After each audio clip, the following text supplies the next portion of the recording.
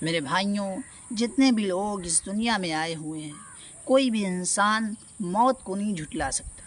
دنیا کی ہر چیز کو وہ جھٹلا سکتا ہے، لیکن موت ایک ایسی در حقیقت چیز ہے کہ کوئی بھی انسان اس کو نہیں جھٹلا سکتا۔ بڑے سے بڑا وزیر ہو، بڑے سے بڑا افسر ہو، بڑے سے بڑا بادشاہ ہو، لیکن وہ موت کو کبھی بھی نہیں جھٹلا سکتا۔ ہمارے سامنے ہمارے کتنے اپنے چلے گئے، لیکن ہم چاہ کر بھی ان کو روک نہیں پائے۔ تو اس لیے میرے عزیزو، اللہ تبارک و تعالیٰ نے جو ہمیں اور آپ کو اس دنیا میں بھیجا ہے تو صرف اسی لیے بھیجا ہے کہ ہم اللہ تبارک و تعالیٰ کے حکم اور نبی پاک صلی اللہ علیہ وسلم کے طریقے کے مطابق زندگی گزار سکیں۔ اور اس پر اللہ تبارک و تعالیٰ نے ہمیں انعامات دے رکھا ہے کہ اگر اچھی اعمال کر کے آؤ گے تو جنت میں جاؤ گے، اور اگر برے اعمال کر کے آؤ گے تو تمہارا ٹھکانہ جہنم میں۔ اگرچہ اللہ تعالیٰ برے اعمال کو اپنے فضل سے معاف کر دے تو وہ ایک الگ بات ہے، لیکن میرے عزیزوں، انسان جب مر جاتا ہے تو اس کے ساتھ جو قبر کا سامنا ہوتا ہے بڑا دردناک ہوتا ہے۔ اگر انسان 5 وقتہ نماز کا پابند ہوتا ہے، اور اللہ کے حکم اور نبی پاک صلی اللہ علیہ وسلم کے طریقے کے مطابق زندگی گزار کے جاتا ہے تو پھر جنت کی کھڑکی کھول دی جاتی ہے۔ اور اگر اللہ تبارک و تعالیٰ کی نافرمانی میں زندگی گزار دی، گناہوں میں زندگی گزار دی، گانے سننے میں زندگی گزار دی، غیبتیں کرنے میں زندگی گزار دی، عیاشی میں زندگی گزار دی، تو میرے عزیزو اللہ خیر کرے، اللہ ہم سب کو عذاب قبر سے محفوظ کرے۔ تو میرے عزیزو، انسان چلا جاتا ہے، ساری کی ساری دولت، ساری کی ساری چیزیں انسان کی دھری رہ جاتی ہے۔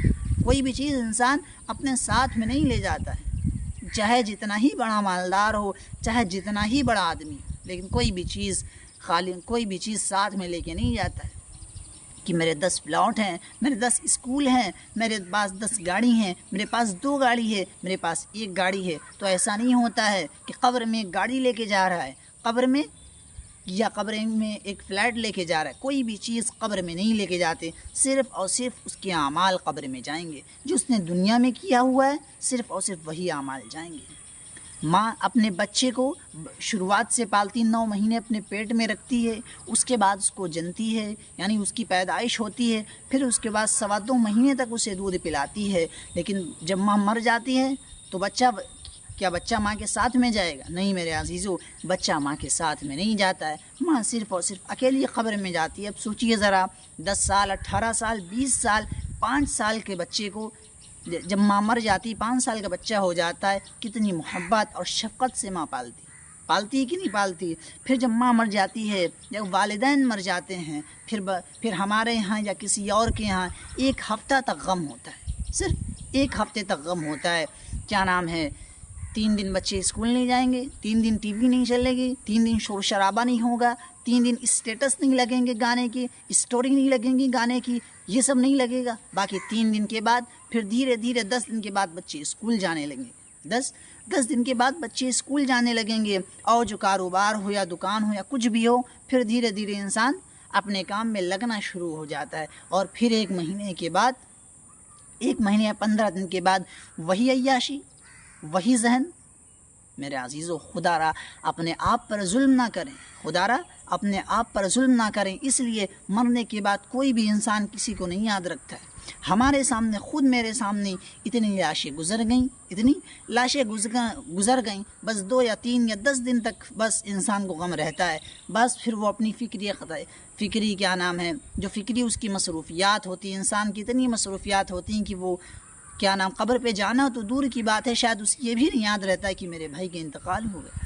تو میرے عزیزو، ہمیں صرف اور صرف اللہ کے حکم اور نبی پاک صلی اللہ علیہ وسلم کے طریقے کے مطابق زندگی گزارنی ہے، تاکہ اللہ تعالی ہم سے راضی ہو جائیں۔ ہم دنیا کو خوش کرنے کے لیے، کسی انسان کو خوش کرنے کے لیے کوئی عمل کر رہے ہیں، اور اس عمل سے اگر میرا اللہ ناراض ہو رہا ہے تو وہ عمل ہمارے لیے ردی کے بھاؤ، تو وہ ہمارے لیے عمل ردی کے بھاؤ ہے، وہ ہمیں کوئی فائدہ نہیں دے گا۔ اور اگر ہمارے کسی عمل کے لیے لوگ ناراض ہو رہے ہیں، لوگ ناراض ہو رہے ہیں لیکن ہمارا اللہ خوش ہو رہا ہے، تو ہمیں اس پہ خوشی ہونی چاہیے کہ بھائی لوگوں کو خوش کرنے کے لیے ہم جھوٹ بولیں، یہ کریں وہ کریں کہ لوگ ہم سے خوش ہو جائیں. تو نہیں میرے عزیزو، قطعاً ایسا نہیں کرنا چاہیے. لوگوں کو خوش کرنے کے لیے جس کو آپ خوش کرنا چاہتے ہیں، پھر اللہ تعالیٰ اس کو ناراض کر دے گا، پھر آپ نہ ادھر کے رہیں گے اور نہ ادھر کے رہیں گے. تو اس لیے وَتُعِزُّ مَن تَشَاءُ وَتُذِلُّ مَن تَشَاءُ وَتُعِزُّ مَن تَشَاءُ وَتُذِلُّ مَن تَشَاءُ کہ عزت اور ذلت دینے والی ذات صرف اور صرف اللہ تبارک و تعالیٰ کی ہے، صرف اور صرف اللہ تبارک و تعالیٰ کی ہے. تو میرے عزیزو، ہمیں اللہ کے رسول صلی اللہ علیہ وسلم کے حکم کے مطابق زندگی گزارنی چاہیے، اور 5 وقتہ نماز پڑھنی چاہیے، اور روزہ اور رمضان کے روزے رکھنے چاہیے، اور بھی جو بھی احکامات ہیں ان پر عمل کرنا چاہیے. اللہ تعالیٰ کہنے سننے سے زیادہ عمل کرنے کی توفیق عطا فرمائے.